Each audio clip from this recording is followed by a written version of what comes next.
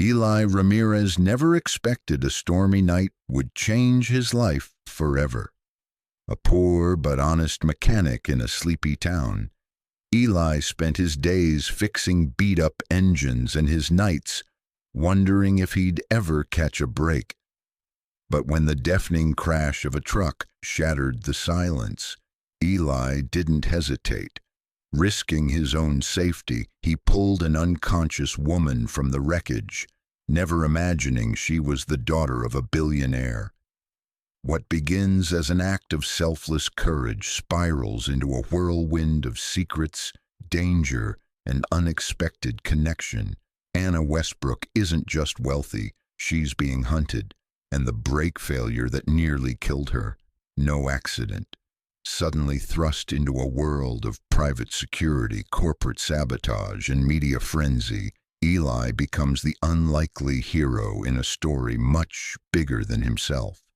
But as powerful enemies close in, Eli and Anna must trust each other to survive and uncover the truth that could destroy her family's empire. This is more than a rescue. It's the collision of two worlds, one humble, one elite, and the beginning of a love story forged in fire, fueled by integrity, and tested by betrayal. Sometimes fate crashes in, and sometimes it gives you a reason to fight. The rhythmic clank of a wrench against steel echoed through the small-town garage like a steady heartbeat. The sun had long since dipped behind the pine-draped hills surrounding Riverside Bluff, but Eli Ramirez was still at work, sleeves rolled up, oil stains creeping past his elbows like war paint. The overhead lights flickered occasionally. Just another thing he didn't have the money to fix. Eli worked alone, as usual, not by choice, really. He just couldn't afford an assistant. Business had been slow, and most of the town's residents either deferred car maintenance until it was absolutely necessary or fixed what they could themselves. Still, he couldn't bring himself to charge the elderly Mrs. Dolan full price or ask the single mother next door for more than a few bucks and a warm meal. That was Eli, kind to a fault, broke to the bone. The evening air grew colder, fog rising from the nearby river and creeping into the open garage like a ghost. He wiped his hands on an old rag and leaned over the hood of a battered pickup that looked like it had lost a fight with a tractor. He was in the middle of tightening the alternator belt when the silence outside was shattered by the unmistakable sound of tires skidding on wet asphalt. Screech, then a metallic crash. Eli froze. There weren't many roads nearby, and even fewer cars driving them at this hour. He tossed the rag aside and sprinted outside, eyes narrowing against the darkness. Off in the distance, barely visible under the flickering streetlight, he saw a plume of smoke rising from beyond the tree line. His heart kicked up a gear. He grabbed his coat, his flashlight, and bolted toward the source of the crash. The rain had started again, light, steady, and cold. By the time Eli reached the ravine at the edge of Highway 9, he was soaked through. His flashlight beam danced wildly as he scanned the slope. Then he saw it, a black pickup truck, or what was left of it, mangled against a tree about 20 feet below the road. "Hello?" he called out, slipping down the embankment. No answer. Mud clung to his boots as he made his way down, rocks shifting dangerously underfoot. He reached the truck's crushed cab and shone his light inside. The windshield was shattered, airbags deployed, steam hissed from the hood, and there, slumped over the steering wheel, was a woman. Young, blonde, unconscious. "Hey, hey!" Eli yelled, tapping the glass. Still no response. Without thinking twice, he wedged a crowbar from the truck bed and worked at the passenger side door, gritting his teeth as metal groaned under pressure. The door finally swung open with a shriek. He crawled inside, ignoring the smell of gasoline and the sting of broken glass. "Ma'am, can you hear me?" Nothing. Her pulse was faint but steady. He carefully undid her seatbelt, catching her head with his hand as she slumped toward him. She was dressed in sleek, expensive clothes that didn't belong in a place like this. Leather jacket, tailored pants, polished boots. Her fingers still clutched a small silver necklace. "Come on," he whispered, bracing her against his chest and pulling her out of the wreck. The climb back up the embankment was grueling. Each step felt heavier as the storm picked up, wind howling through the trees. But Eli didn't stop. He couldn't. When he finally reached the top, he laid her gently on the gravel shoulder and checked her breathing again. Still shallow. He pulled off his coat, wrapped her in it, and tried calling 911, but his phone was dead. Of course it was. He cursed under his breath. The only option now was to carry her back to the garage. It took him nearly 30 minutes to return, cradling the unconscious woman like a child. He laid her gently on the cot in the back room, usually reserved for midday naps and overnight engine rebuilds. He grabbed a towel, dried her face, and covered her with a thick wool blanket. Then he sat beside her, catching his breath, watching her chest rise and fall. Who was she? What was she doing out here, alone in a luxury truck? Eli had no answers, but he had no regrets either. He had done the right thing. And somewhere in the back of his mind, a question began to form, one that would follow him through every twist and turn to come. What if this wasn't just an accident? Riverside Bluff wasn't the kind of place where secrets stayed hidden long, or where high-end trucks ended up wrecked on stormy roads. It was a patchwork town, stitched together by dusty roads, shuttered storefronts, and the kind of gossip that passed for news. Everyone knew everyone else's business, and everyone knew Eli Ramirez as the guy who never said no when someone needed help. By morning, the rain had slowed to a drizzle. A pale gray sky hovered above the town like a lid, and mist still clung to the foothills. Eli stood in the doorway of his garage, arms crossed, watching the clouds roll past as his mind replayed the events of the night.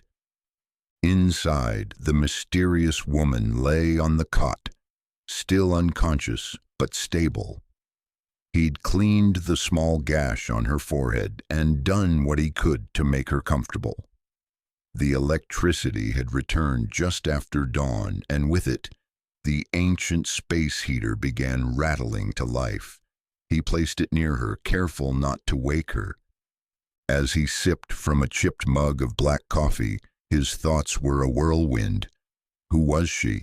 No phone, no wallet, no ID. Just a luxury watch, a locket with initials engraved, AW, and a truck that no one in town would ever afford. He didn't have long to ponder. The bell above the garage door jingled, and in walked Sheriff Calloway, tall and broad-shouldered with a permanent frown and eyes that had seen too much of this town's decay. "Morning, Eli," he said. "Heard a crash on the highway last night. That storm knocked out the comms. We only just got things up again." Eli nodded slowly. "Yeah, I was there. Pulled someone out. She's still unconscious." Calloway raised an eyebrow. "Mind if I take a look?" Eli led him to the back. The sheriff knelt beside the cot, examining the woman. "She doesn't look local." "No ID, no phone," Eli explained. "Truck's a mess. Had to drag her up from the ravine." Calloway stood, scratching his jaw. Could be someone passing through, could be something else. I'll radio the state patrol, see if they've got any missing persons reports." Eli nodded, but the knot in his gut only tightened. Something about this didn't feel like a simple accident. "Keep her here, Eli. Don't go telling everyone just yet," Calloway added. "You know how folks get." As if on cue, the first curious neighbor wandered by, pretending to need air in their tires. Then came a delivery guy who never brought packages. Word was already spreading. Eli had found someone interesting. He ignored the whispers and went back to the cot, where the woman stirred for the first time. Her eyes fluttered open, ice blue, sharp, wary. Where am I?" "You're safe," Eli said softly. "My name's Eli. I found you after your truck crashed. You've been out for almost 10 hours. She tried to sit up and winced. "Truck? Right, I don't remember much." "Don't push it," Eli said, placing a hand on her shoulder. "You've got a cut on your head and probably a mild concussion." She looked around the garage with confused eyes, taking in the walls lined with tools, the old heater, the worn-out posters. Then she looked back at him. "You saved me?" "I couldn't just leave you there," he said. A pause. "Thank you," she whispered, and her voice broke just a little. "My name is Anna." That was it. No last name, no explanation. But Eli nodded. "You're welcome, Anna." And in that small exchange, a mechanic with nothing to his name and a woman running from everything, something was set in motion, something bigger than either of them could see. Eli spent the rest of the day in a fog of half-answers and half-formed suspicions. Anna, if that was her real name, slept on and off, drinking the water he gave her, nibbling at toast, but sharing nothing beyond vague nods and polite smiles. By dusk, the clouds had returned, pregnant with more rain. The storm had left behind puddles the size of small lakes and a sky that looked bruised. In the garage, Eli wiped down his tools and replayed her face in his mind. Not just beautiful, though she was, but precise, alert, even disoriented. There was a tension in her jaw, a subtle stiffness in her posture, as if she were trained for danger, or used to it.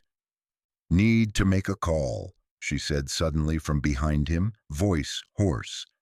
"No phone," he said, turning to her. "Yours was missing from the wreck. Mine's a landline, but the service is out." She cursed under her breath and sat on a work stool. "Figures." "Someone's looking for you?" he asked, careful not to push too hard. Anna hesitated. "Yes and no. Look, it's complicated. I just need to stay off the radar, for now." Eli narrowed his eyes. "Are you in trouble?" She gave a small, humorless laugh. "Not the kind you think." Before he could ask more, headlights appeared outside, slow, deliberate, not the usual rumble of a neighbor's truck. Eli stepped out cautiously. A black SUV idled in front of the garage. Tinted windows, silent engine. He felt the hair rise on the back of his neck.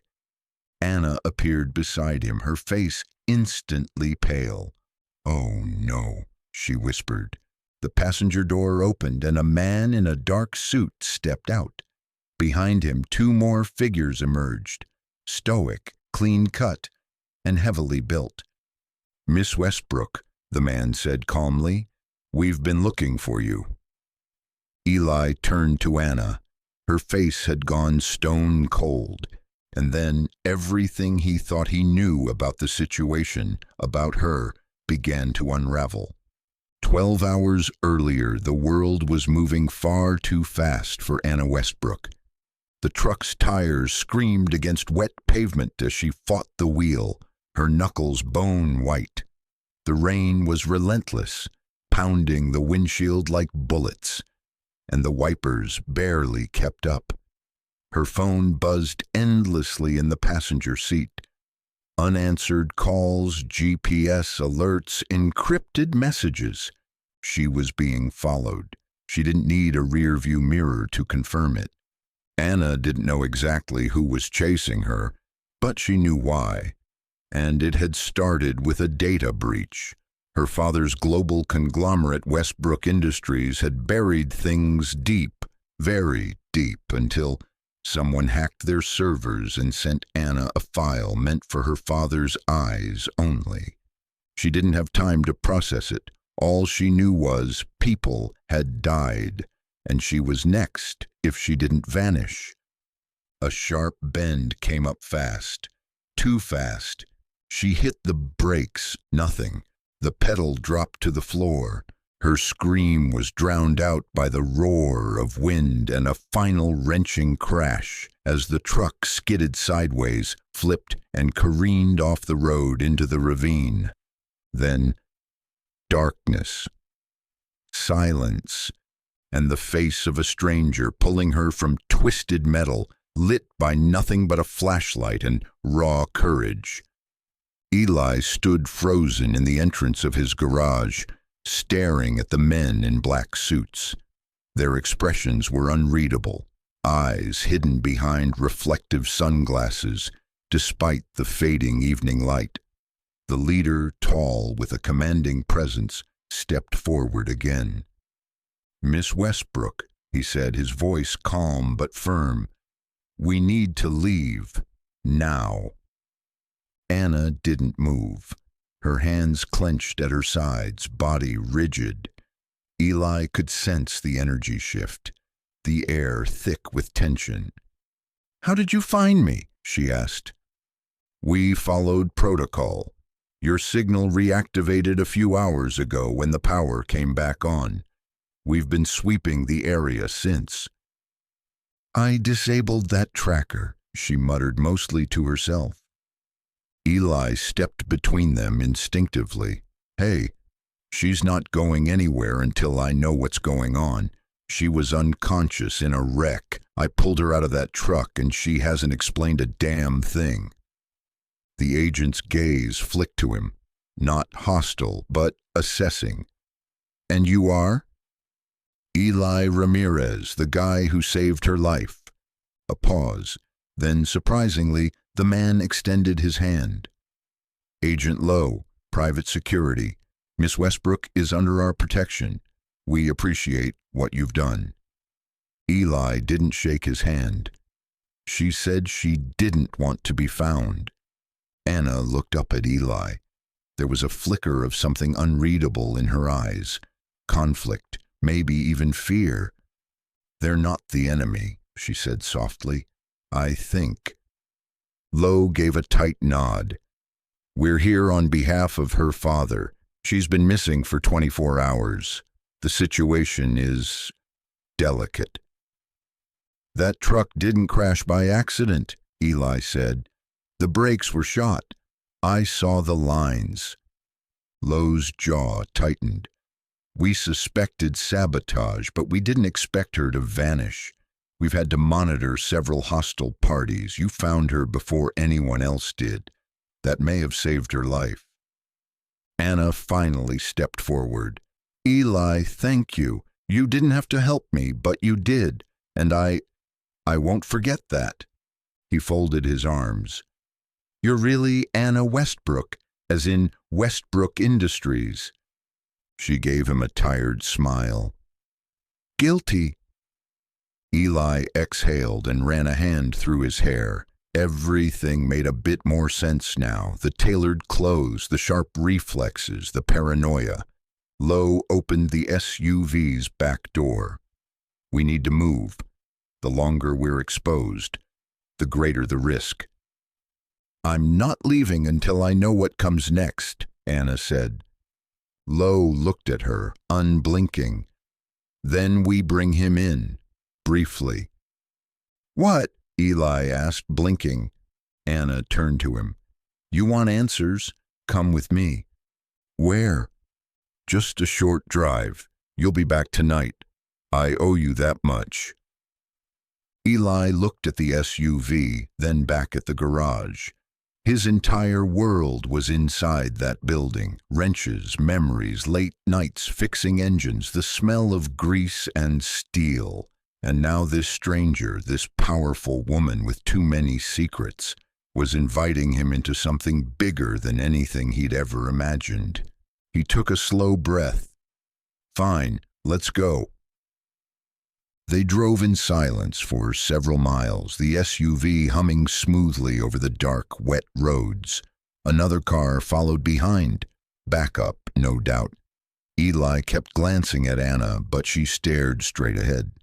They stopped at a secure facility on the outskirts of town. A warehouse from the outside. Inside, it was high-tech, sterile, glowing with screens and encrypted terminals. Wait here, Lowe instructed the other guards as he led them through a coded door.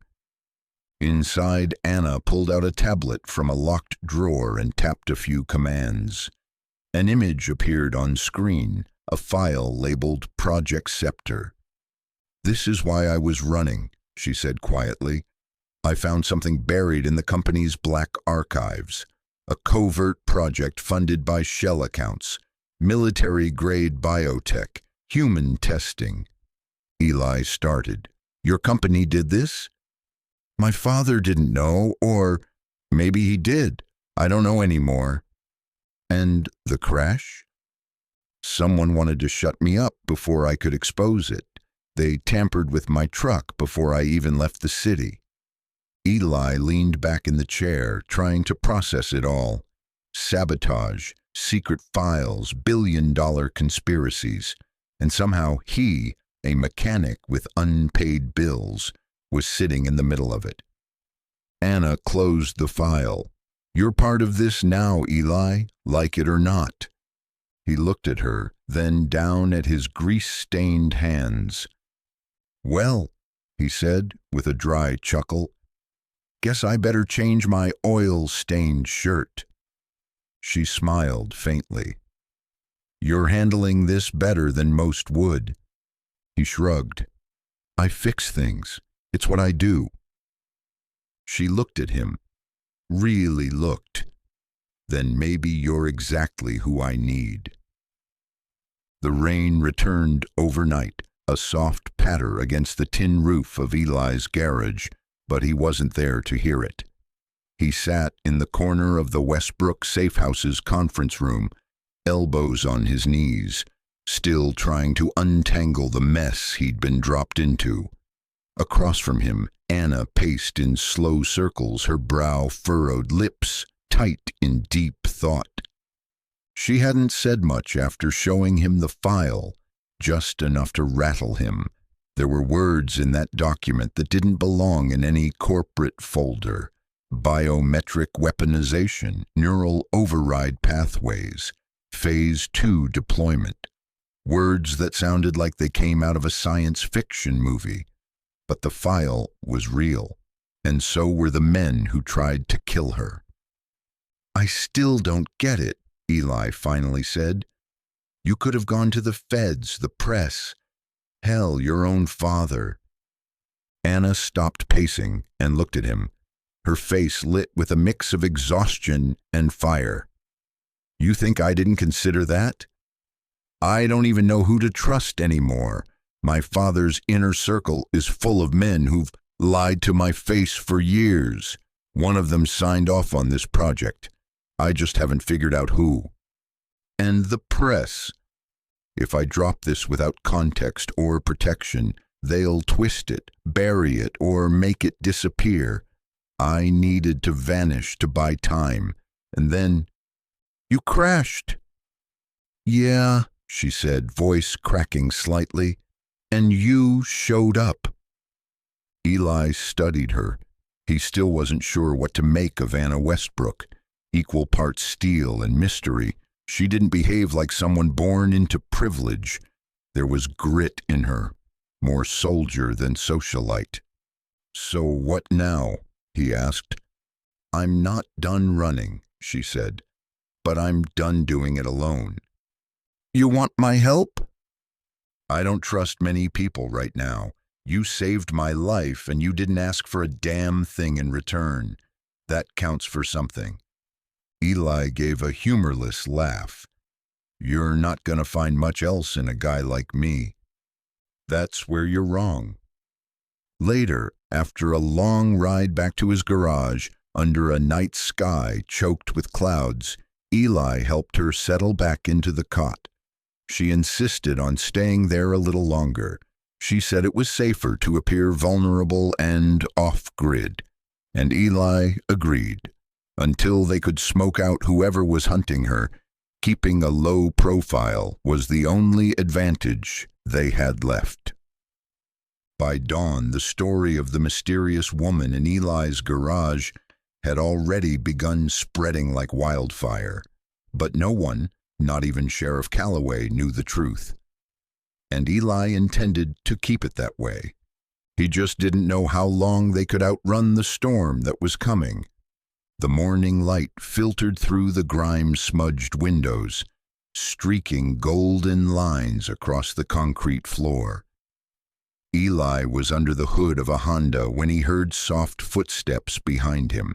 He slid out from under the car and saw Anna wrapped in a blanket, holding 2 cups of gas station coffee. I figured I owed you breakfast, she said, offering him a cup. Thanks, he said, taking it, surprised at how normal the moment felt. Do you sleep at all? Not really, too much noise in my head. He gestured toward the rolling chair. She sat. They drank in silence for a minute before Anna spoke. There's something you should know about Project Scepter, the part I didn't show you. Eli looked up from his cup. They weren't just researching ways to enhance cognition, she said. They were testing control methods like turning people into programmable assets, using synthetic biolinks tied to brain chemistry. You mean like mind control? In a sense, yes, but scalable. Controllable via signal, code, or even proximity. Eli whistled low. And they were planning to sell this? To the military, governments, private clients, anyone who could pay, the kind of tech that could take away free will. He stood, rubbing his temples. Jesus! That's why I couldn't sit on it. Why are they trying to erase me? I downloaded the data into a dead drop server, protected with multiple encryption layers, but if they get to me... They get to it. Anna nodded. Eli took a deep breath. Then we'd better make damn sure they don't. They were interrupted by a knock at the side door. 3 sharp taps. Eli moved cautiously, glancing back at Anna. She had already slid behind a stack of tires, her hand slipping into her jacket. Eli didn't ask what she had in there. He opened the door a crack. Sheriff Calloway stood outside, looking more serious than usual. Morning, Calloway said. Mind if I come in? Depends, Eli said. What's going on? There's a black SUV parked off Ridgeway. Plates match a shell company based in D.C. You know anything about that? Eli hesitated. Number should I? Calloway narrowed his eyes. Funny thing is, the SUV was seen near the site of that wreck last night. Now I've got residents whispering about the FBI, Black Ops, and God knows what else. I haven't seen anything, Eli said. Calloway didn't believe him, but he didn't push. If something's going on, Eli, you better come clean before someone gets hurt. Noted, Sheriff.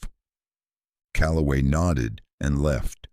As soon as the door shut, Anna stepped out from hiding. Her face was pale. They're getting closer, she said, and if they're watching the roads, we're almost out of time. That evening, the garage was empty. Eli sat on the roof, legs dangling over the edge, staring at the lights in the distance. Anna joined him, her presence quiet, thoughtful. "Are you still sure you want to help me?" she asked after a while. Eli turned his head. "I don't think I ever had a choice." She looked at him, unsure if that meant he felt trapped or simply resolved. "But if someone's trying to turn people into puppets," he said, "I figure someone's got to cut the strings." She gave a faint smile. "Then let's find the scissors." And as the wind carried the scent of motor oil and storm-soaked pine, the two of them sat in silence, knowing the next move could change everything. Eli barely slept that night. He lay on the cot after giving Anna the small spare bed in the back office, his thoughts tangled in a web of worries. The secrets she had shared with him refused to settle quietly. Project Scepter, synthetic biolinks, mind control, assassination attempts. None of it fit the peaceful life he'd built in Riverside Bluff, yet somehow it was all tangled around him now, and what worried him most wasn't the danger outside. It was how easily he was starting to accept it. By the time dawn touched the sky with muted orange, he was already up, wrench in hand, pretending that focusing on a faulty transmission would quiet his brain. It didn't. The town was beginning to buzz with tension. People had noticed strangers hanging around. Calloway was asking more questions, and Eli's garage had suddenly become a hotbed of curiosity. Anna woke early, too. She emerged from the back wearing one of Eli's oversized flannels and work boots a size too big. She moved stiffly, her injuries still healing, but her eyes were alert. "Sheriff's watching us," she said after peeking out through the front blinds. "Figured," Eli replied, not looking up. She leaned against the wall. "We have to be careful now. No sudden moves, no exposed comms. Lowe sent a signal last night. We'll get a backup plan by noon." Eli nodded. He didn't like having plans made around him, but at this point, he understood this wasn't his war. Still, he couldn't deny the part of him that had started to care, really care, about Anna. Not because she was rich or beautiful or mysterious, but because she was holding it together when most people would have run. Around midday, an unmarked delivery truck pulled up. An older man with a clipboard stepped out, wearing a postal uniform. "Package for Eli Ramirez." Eli squinted. "I didn't order anything." "Did now," the man said with a grin and walked off. Inside the package, a satellite phone, burner ID papers with Eli's name on them, and a flash drive labeled Beacon 1. Anna snatched it up immediately, her fingers moving across her laptop with well-practiced precision. Within seconds, maps, encrypted files, and a set of coordinates filled the screen. "It's a fallback route," she said, "in case they come for us again."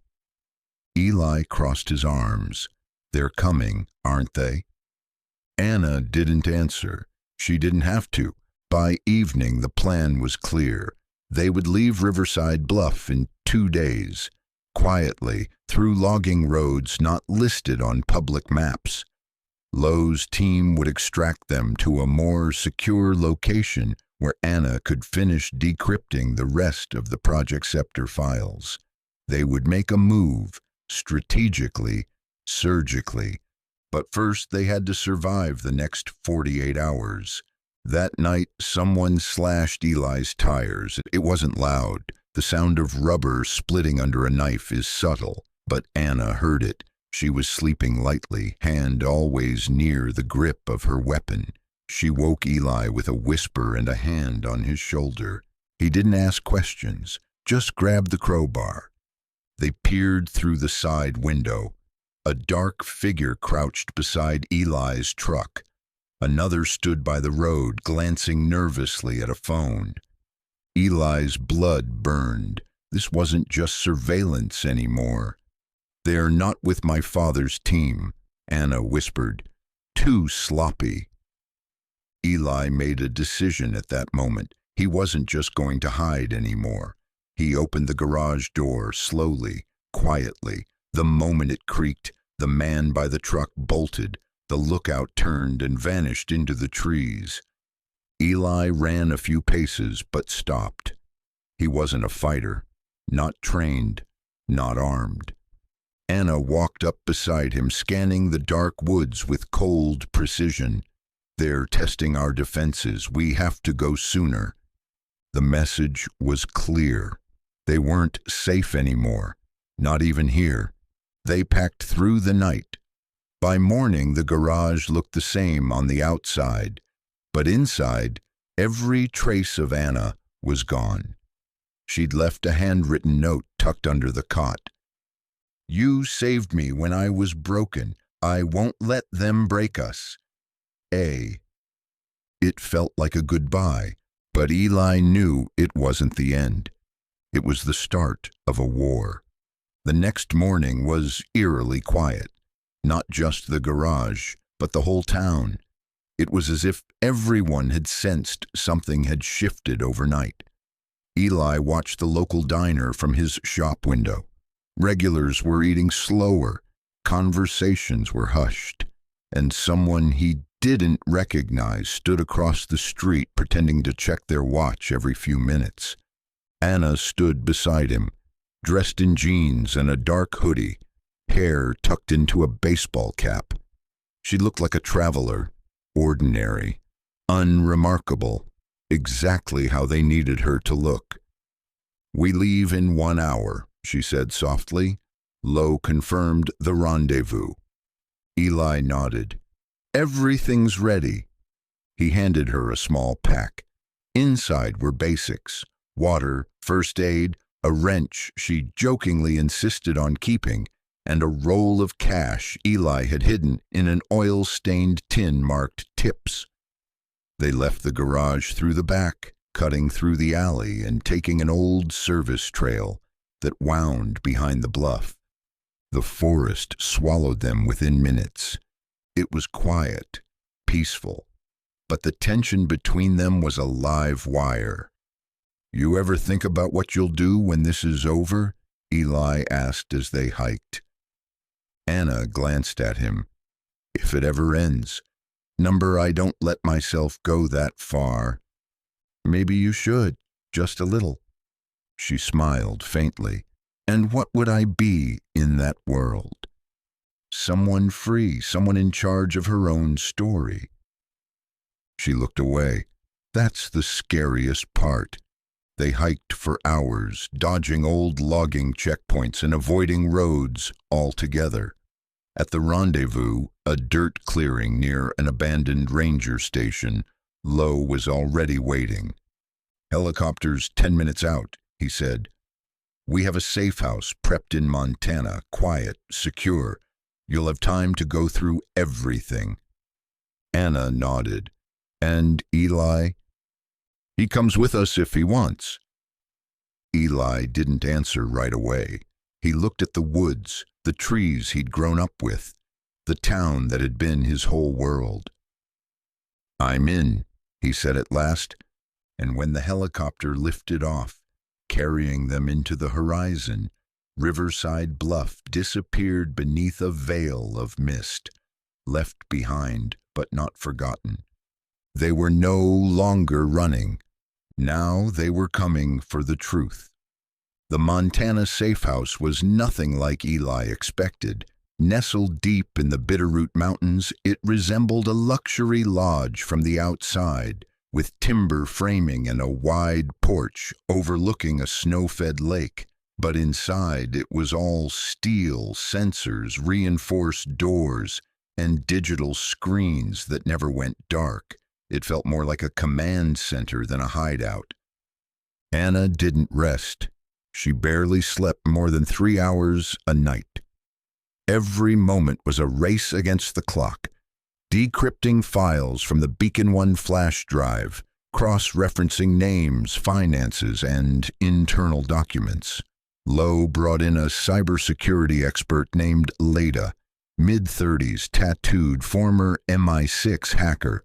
She and Anna worked like twin engines, fueled by caffeine and paranoia. Eli helped where he could. He wasn't a tech guy, but he knew how to fix systems, generators, broken wiring, HVAC. He kept the house running, made meals, and ran security checks like clockwork. He tried not to let on how out of place he felt among the operatives, analysts, and ex-military ghosts who passed through the safe house with quiet nods and heavier pasts. But it was Anna who kept him grounded. She was different here, no longer hiding, no longer the wounded woman on his garage cot. Here she was fierce, relentless, dangerous in her own right. But when the day's work ended and she found herself beside Eli, on the porch staring into the endless stretch of pine, she let herself breathe. With him, she didn't have to pretend. "I think I found it," she said one night, her voice low and serious. Eli looked over. "Found what?" "The name of the executive who authorized Phase 1 of Project Scepter, the test trials, the one who's been covering the whole thing up." She slid a tablet into his hands. A man's photo filled the screen. Gray-haired, sharp-suited, smug. Richard Vale, Chief of Strategic Operations. He used shell companies and private labs, laundered through defense grants. My father signed the papers, but Vale gave the orders. "Do you think your dad knew?" Eli asked. "I don't know," she admitted, "but either way he'll deny it. That's what he does best." "So what now?" "Now," she said, her eyes narrowing, "we bring it all into the light." But bringing the truth to light would require more than just evidence. They needed leverage. They needed a platform that couldn't be bought, silenced, or scrubbed clean. And above all, they needed time. They didn't get it. The attack came 3 days later. It started with a comms blackout. Then came the breach alarm. Someone had overridden the outer perimeter sensors, slipped through undetected. Leda pulled the power, triggering emergency protocols. Lowe locked down the exits. And then gunfire. Eli had never been in a firefight before. He hit the floor and crawled behind the kitchen island as rounds tore through the windows. Lowe barked orders, and 2 of his men returned fire from the hallway. Anna grabbed Eli's arm. "We have to get to the vault." They ran, ducking low, navigating a maze of corridors until they reached a hidden elevator that led to a subterranean server room. "They're not here to kill us," Anna panted. "They want the files. They want to erase everything." "So what do we do?" "We upload it." Anna worked furiously, inserting the final decryption key into the terminal. "I've got it queued to send to 5 independent whistleblower networks, a dead man's switch, and an off-grid backup node." The lights flickered. Leda's voice came through on a secure line. "They've breached the front hall. You've got 2 minutes. "Uploading now," Anna said. Eli stood guard with a fire axe. It was all he had. When the upload finished, Anna smashed the server's core with the butt of her pistol. They ran, not away, but toward the fight. Lowe and his team had managed to hold the line. The attackers, mercenaries by the look of them, were retreating. One was down. Another was captured. "Who sent them?" Lowe demanded, pressing a boot to the captured man's neck. The man spat blood. "You already know." Lowe looked at Anna. Vale, she said. It wasn't a guess. 2 days later, the data drop hit the global media. The files were undeniable, proof of a conspiracy to weaponize human minds, of illegal testing and billions in black budget funding. The fallout was instant. Anna Westbrook was thrust into the spotlight. Some called her a hero. Others branded her a traitor to her family. Richard Vale disappeared. So did several of his known associates. And Westbrook Industries? The board suspended operations. Investigations began. Arrests followed. But that wasn't the end. Eli stood beside Anna as she gave a statement to the press, cameras flashing in a storm of attention. She spoke clearly, without notes. She spoke of truth, of justice, of the need for change. Later, as the crowd dispersed and the microphones fell silent, she turned to Eli. "I couldn't have done this without you." He shrugged. "I'm just the guy who fixes things." She smiled. "You fixed more than you know." They moved again, this time to a remote island compound used by whistleblower protection groups. Anna was under official protection now. Eli stayed with her, not because he had to, but because he wanted to. They talked more in those quiet months, about what came next, about what they were now. "Are you still thinking about home?" she asked one night. "Sometimes," Eli said, "but not as much as I used to." "Do you miss it?" He thought for a moment. "I miss the quiet, but not the smallness." She leaned into him. "Then let's build something bigger." And as the sun dipped behind the horizon, painting the ocean in shades of fire and gold, Eli knew this wasn't the end of the story. It was the beginning of something real. The compound was quiet under the early morning mist, the waves lapping gently against the rocky shore. Eli stood at the edge of the dock, staring out toward the horizon, coffee in hand, the scent of salt water in his lungs. He'd grown to like the solitude, the simple rhythm of waking early and letting the world settle before the day came rushing in. But today there was a tension riding the breeze, a subtle undercurrent that told him things weren't as calm as they seemed. Inside the compound's main room, Anna sat across from a man Eli had never met before. He was older, mid-60s maybe, but there was something hard in his gaze, something sharp beneath the surface of his calm. His name was Malcolm Shaw, a former intelligence director turned whistleblower advocate, now acting as Anna's strategic advisor. He had been the one to arrange the secure island stay, the press disclosures, and the legal team working through the aftermath of the Westbrook revelations. "He's gone dark," Malcolm was saying. "Vale disappeared from every known location. No phone trails, no financial activity. It's like he never existed." Anna frowned. "That's not possible. Someone is helping him." "Not just someone," Malcolm said. "We believe there's a faction inside the Department of Defense who had stakes in Scepter. They've started purging files, covering tracks. This is far from over." Anna leaned back in her chair. "Then we need to find him, publicly, make it known we're not afraid." "That's exactly what he wants," Malcolm said, "to bait you out. You go visible again, you give him leverage. He's desperate now, and that makes him dangerous." Eli walked in as the conversation shifted into murmurs and half-finished thoughts. He could read the room instantly. Something was coming, something they hadn't faced yet. "What's going on?" he asked. Anna looked up, eyes clouded. "Vale's still out there, and we think he's planning a response." Eli took a slow breath. "What kind of response?" Malcolm answered for her, the kind that makes a statement. Later that evening, they got confirmation.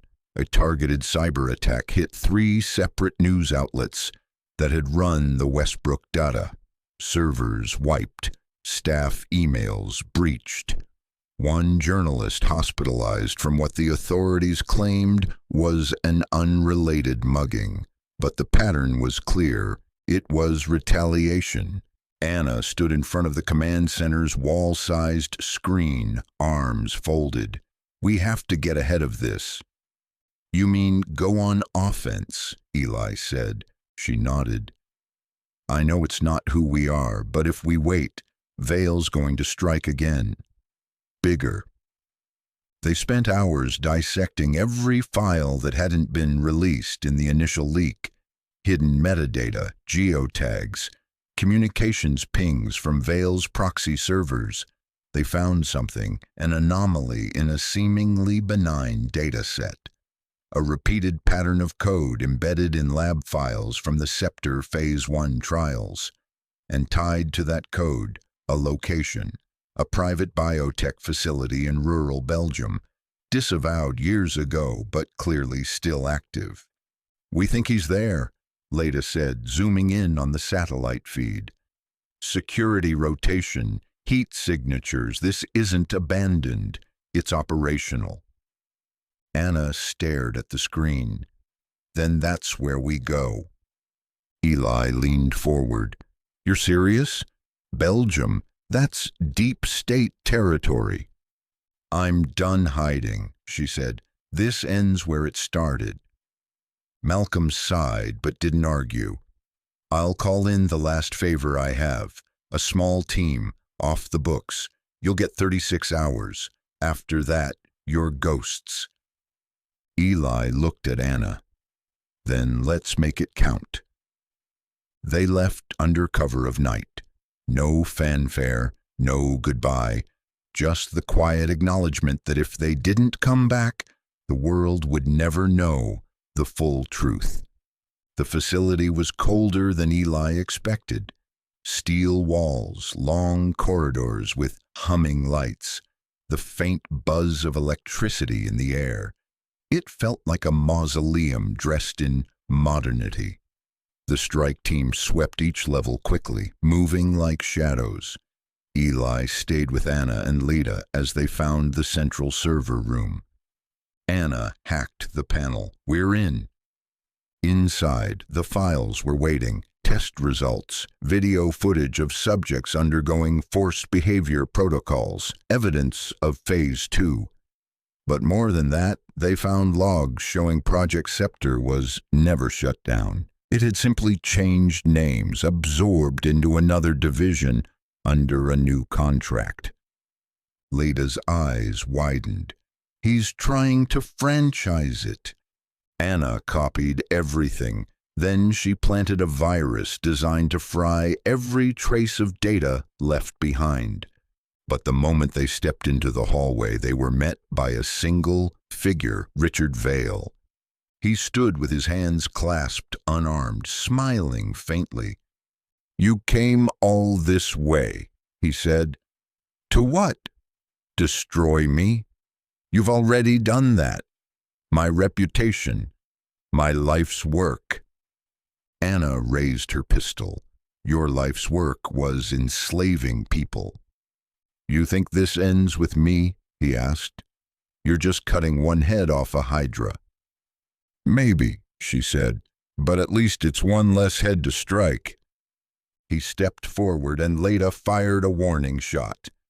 Vale stopped, eyes meeting Anna's. You'll never stop it all.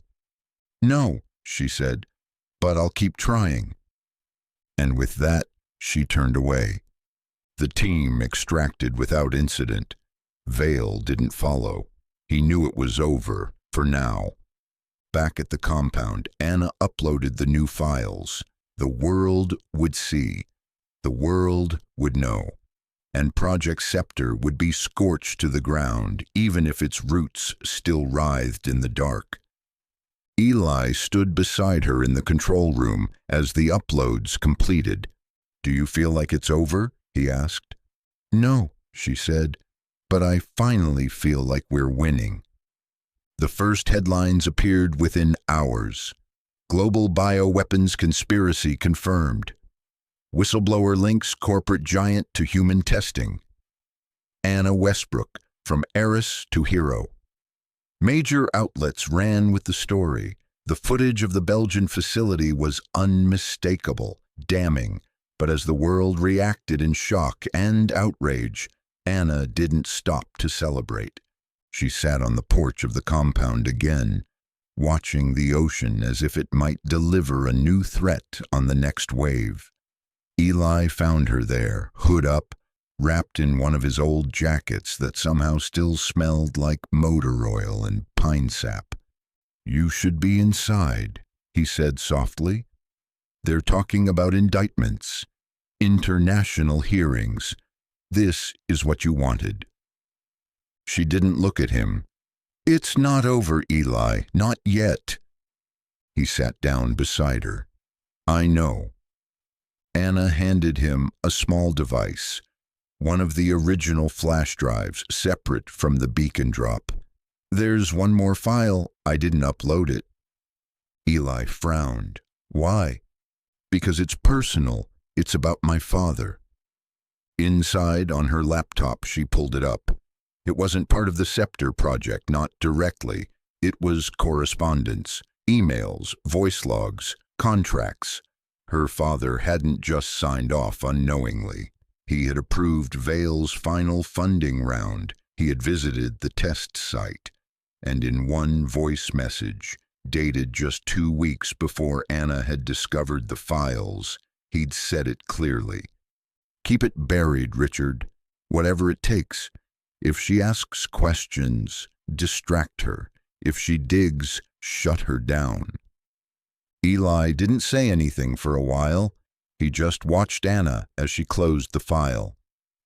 I needed to believe he didn't know, she said, that there was a line he wouldn't cross. You still want to talk to him? She nodded.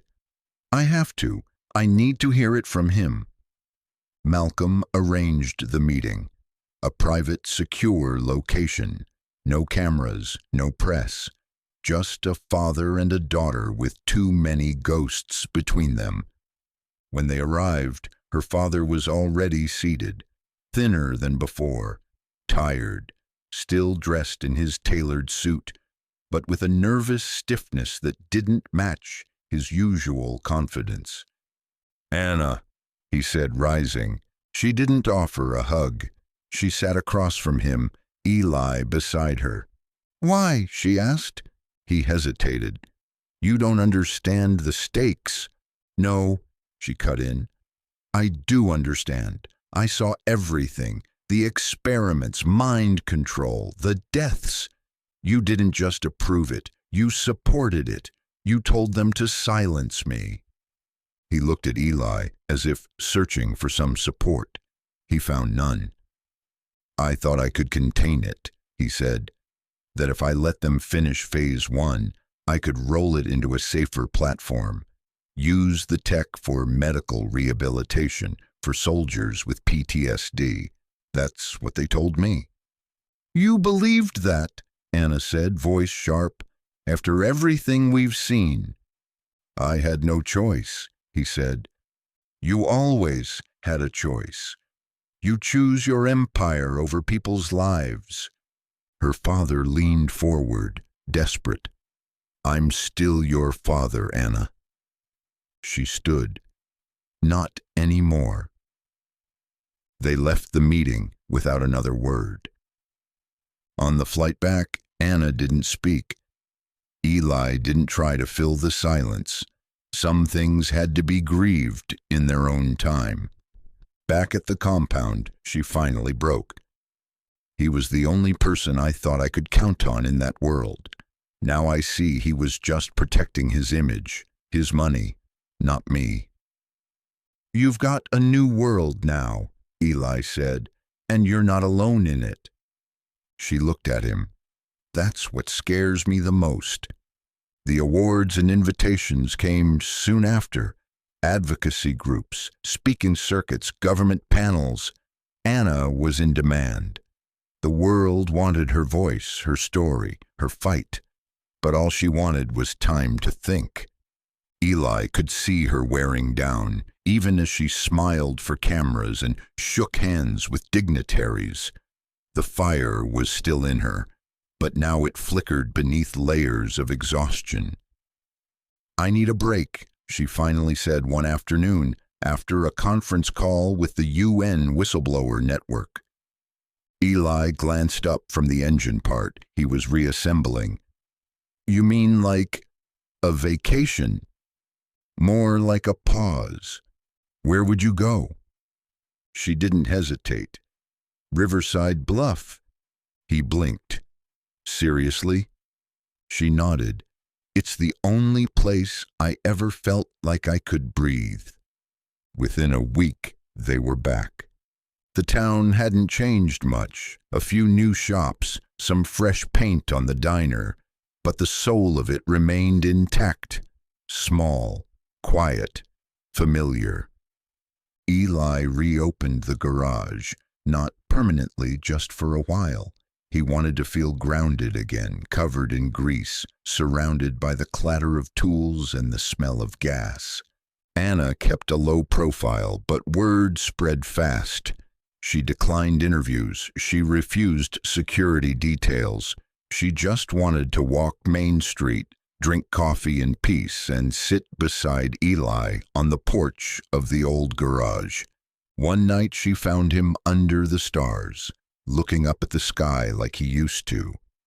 "You're not the same guy I met," she said. He smirked. "I hope not." "You're stronger now." He looked at her. "So are you." And when she leaned in, pressing her forehead gently to his, it wasn't fireworks or slow-motion drama. It was quiet, honest, healing, just like them. The wind carried the faint scent of pine through the open garage door as Eli slid out from beneath an old Chevy with a clatter of metal tools. His hands were black with grease, his shirt soaked in sweat, but there was a peace to it, a rhythm he'd missed. Outside, Anna sat on a stool, sipping sweet tea from a mason jar, watching him like he was the most fascinating thing she'd ever seen. "You've got oil on your cheek," she said. He wiped the wrong one. "Other side." He grinned, took the rag from his back pocket, and got it right the second time. "You're really getting into this," he said. She shrugged. "It's honest work, and after the year we've had, honesty feels revolutionary." It had been weeks since they returned to Riverside Bluff. The media frenzy had cooled. The compound team continued the investigations remotely, keeping Anna updated without dragging her back into the front lines.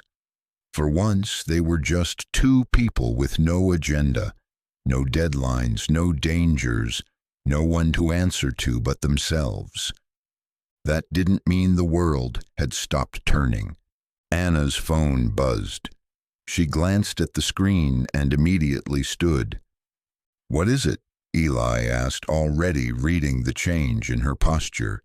"It's Malcolm. He says something new just broke." Inside the office, she pulled up a secure feed. Malcolm's face appeared tight with concern. "Tell me it's not Vale again," she said. "Number, it's worse. There's a new player, someone from inside the Scepter cleanup operation. They've gone rogue, stole a fragment of the neural interface code. They're selling it on the black market." Eli frowned. "How do you even sell something like that?" Malcolm leaned in. "Same way you'd sell a weapon, quietly to the right buyer. We've tracked the drop location, Montenegro, private tech summit, off books. Invitations only."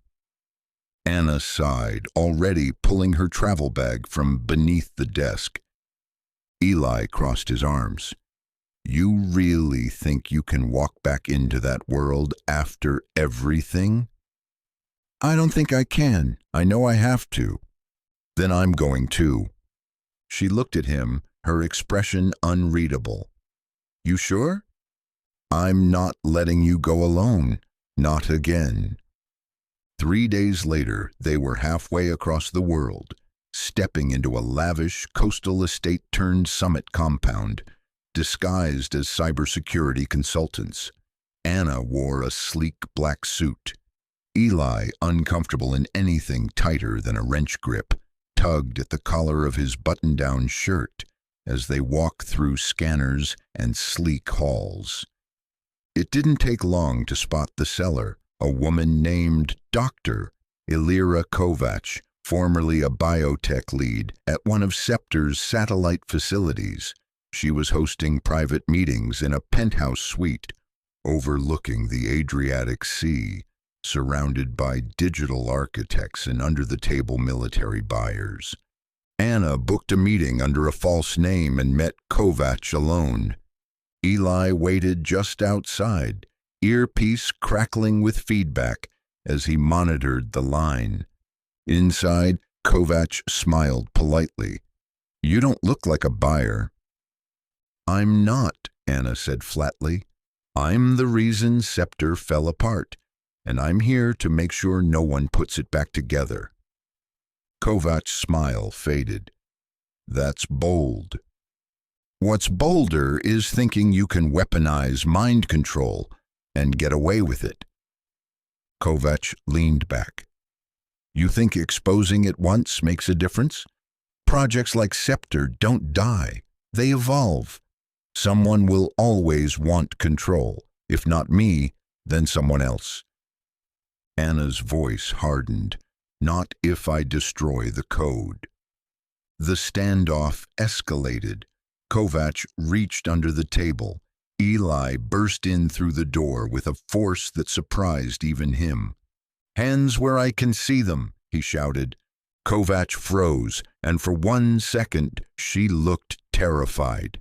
Not because of Eli, but because she realized she'd underestimated them. They retrieved the drive and left the summit undetected, aided by Malcolm's people.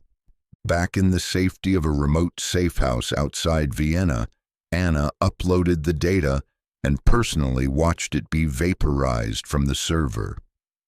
You just made a new set of enemies, Eli said, setting down a steaming mug beside her. I was already on their list, she replied. Now I'm just underlined. They didn't speak for a while, just sat in the quiet, knowing full well this wasn't the end. But it was another battle won. And sometimes that had to be enough. The plane touched down in the States with little fanfare. They took a car from the airport. No security, no convoy, just the two of them. The Montana safe house had been shut down. Malcolm's network had gone deeper underground. It was clear now. The Scepter legacy wouldn't just vanish. It would haunt governments and black markets alike for years. But Anna was no longer just reacting. She had a plan. She met with survivors of the project, those who had unknowingly participated in early trials. Some had lost memories, others, families. A few were rebuilding. Anna listened to each story, took notes, and began building what she called the Resilience Initiative, a nonprofit designed not just to expose hidden research, but to provide recovery and protection for those hurt by it. Eli took on a quieter role. He set up a mobile repair service, a van outfitted with everything he needed to fix things on the road. While Anna spoke on panels and testified before commissions, he worked in the background, helping keep their lives grounded. They rented a house on the outskirts of a small mountain town, far from Washington, far from everything. It had a porch, a decent garage, and a view of the river. One evening, Anna returned from a summit in Seattle, exhausted but smiling. You know, she said, slipping off her coat, They asked if I ever saw myself going into politics. Eli looked up from under the sink, wrench in hand. You? She shrugged. I said no, but I think I meant not yet. He chuckled. Just remember where you started. She smiled. I will never forget. And for the first time in a long while, her smile didn't look borrowed or cautious. It looked real, because for the first time the future felt like it belonged to her. The morning sun filtered through gauzy curtains, casting golden light over the quiet kitchen. Eli stood at the stove, flipping pancakes with the ease of a man who had finally learned to slow down. The smell of maple syrup drifted through the small mountain house, mixing with the aroma of fresh coffee and pine-scented breeze. Anna walked in barefoot, hair tousled, wearing one of his flannel shirts over her tank top. She leaned against the doorframe, arms crossed, watching him. This is a dangerous precedent, she said. You keep making breakfast like this, I might never leave. He grinned without looking back. I'm counting on it. They sat at the table, sunlight warming their skin, the river a faint whisper in the background. For a while, it was just food and comfort, no missions, no encrypted files, no headlines, just two people who had been through fire and had come out the other side, scorched but still standing. After breakfast, Anna pulled out her laptop. The latest reports from the Resilience Initiative showed progress. New whistleblowers coming forward, governments asking questions, investigations reopened. The battle against projects like Scepter was far from over, but at least now people were watching. There's a hearing next month in Geneva, she said. UN Tech Ethics Panel. They want me to testify again. Eli nodded. Are you going? She hesitated. I think I have to. They need pressure, international pressure. If we don't keep the heat on, people like Kovac and Vale just come back with new faces. You want me to come? Anna looked at him, and the question lingered in the space between them. You've been running this race with me for so long, she said. I don't want to take you away from what makes you feel whole. He gave a small laugh. Fixing things is who I am. Doesn't matter if it's engines or corruption. She reached across the table and took his hand. Then yeah, come with me. The following weeks were a blur of preparation. Anna worked with international legal advisors, human rights groups, and cybersecurity specialists. Eli kept her grounded, building a rhythm into the chaos. He handled logistics, travel arrangements, even security coordination with some of Lowe's trusted people who still operated independently. But the night before their departure, Anna sat on the porch, staring out at the moonlit river, quiet. Eli joined her. You're thinking about him again, he said softly. She didn't deny it. My father reached out, she said. Through a lawyer. He wants to meet, says he wants to apologize. Do you believe him? I don't know, she admitted. I think part of me wants to, but another part can't forgive him. You don't have to, Eli said. Closure doesn't need permission. She leaned against his shoulder. I just want to feel like all this meant something. He looked down at her. It did. It still does. You changed the world, Anna. That's not small. She didn't reply, but her hand found his fingers lacing together.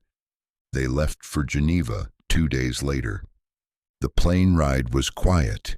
Eli watched clouds drift below, wondering how life had transformed from oil changes and brake pads to diplomatic immunity and UN escorts, but he never once felt like he didn't belong, because the woman beside him, who once crash-landed into his world, had made space for him in hers.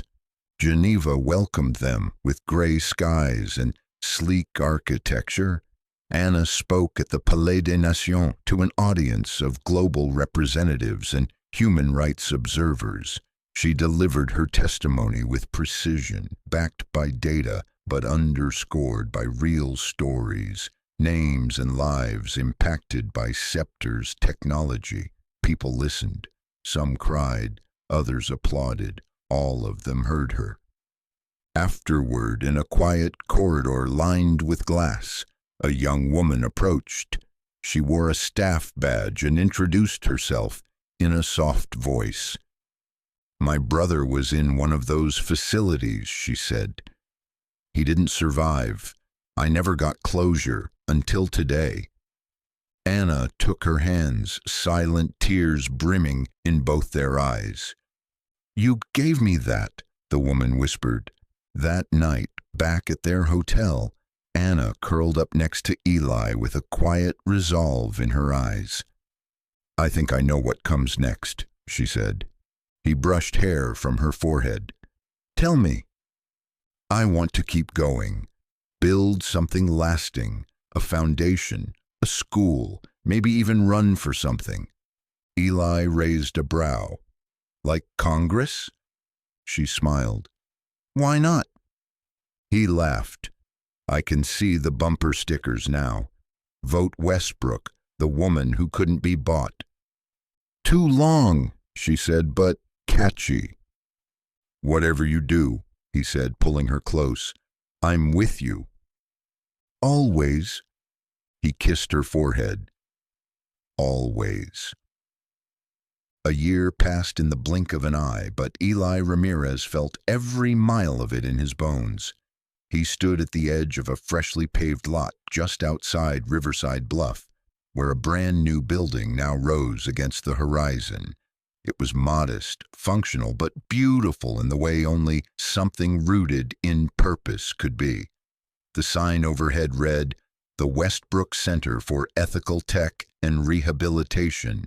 Eli adjusted the collar of his crisp shirt, far removed from his usual oil-stained work gear, but he still wore his old boots. Couldn't part with those. He walked through the main doors into a space that buzzed with activity. Former test victims were now counselors. Young engineers were teaching workshops on safe AI deployment. And in the center of it all, moving from person to person with a grace that disguised how much weight she carried, was Anna. She'd taken everything, the fame, the tragedy, the fire, and turned it into motion. After Geneva, she hadn't stopped. The Resilience Initiative had blossomed into a multi-continent movement. Government reforms were underway. Tech ethics panels were no longer performative but now accountable. And Riverside Bluff, it had changed too. Tourists had come. New shops opened. People were proud to say Anna Westbrook started here, even if most had no idea how it had really all begun.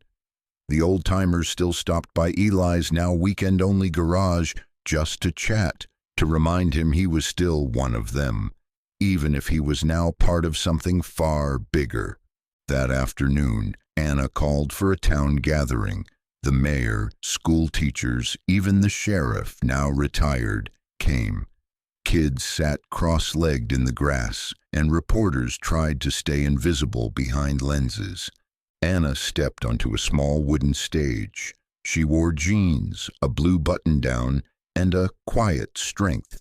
No prepared speech, just her voice. "A little over a year ago," she began, "I woke up in a garage not far from here. I didn't know where I was. I didn't know who to trust. But someone, a stranger, helped me anyway. Not for money, not for fame, just because it was the right thing to do." She looked at Eli. And that moment, that simple act of kindness, changed everything. She spoke of growth, of resilience, of how healing was never linear, and how change wasn't about revolutions. It was about commitment. At the end, there was no fanfare, no ovation, just silence, the kind that wraps around you like something sacred. After the crowd dispersed, Eli and Anna stood together under the slowly setting sun. "You never told them the whole story," Eli said. "They don't need to know everything," she replied. "Just enough to believe that change is possible." He looked at her. "You really thinking about running for office?" "Maybe not today, but someday." She took his hand. "When the fight is political, I'll meet it there too. And if it's on the front lines again, then I hope you're still with me." He smiled. "You know I will be." She nodded toward a hybrid truck parked nearby. "Want to take a ride?" The vehicle gleamed in the light. A custom design, part of an upcoming green engineering line they were testing at the center. It was quiet, efficient, and tougher than it looked. Eli had personally worked on the suspension. They climbed in, and the road opened up ahead. They passed the old ravine, the one where everything had started. The vegetation had grown back, covering the scars of the crash. But Eli would never forget the way the rain had tasted that night, or how it felt to carry someone from the wreckage, not knowing she would one day carry him too, in ways that weren't visible but just as real. "Funny," he said as they turned onto the open highway, "how fate works." Anna looked over. "It wasn't fate, Eli. It was choice. You chose to help me. I chose to trust you. We chose to fight back. That's what makes it real." They didn't speak for a while. Just let the music hum softly through the speakers as the town faded behind them. Two people, one road, 1,000 memories, and a future not yet written, but entirely theirs. Because in the end, the story of a poor mechanic and a woman torn from power wasn't just about survival. It was about what happens when the right hearts find each other in the wreckage and choose to rebuild together.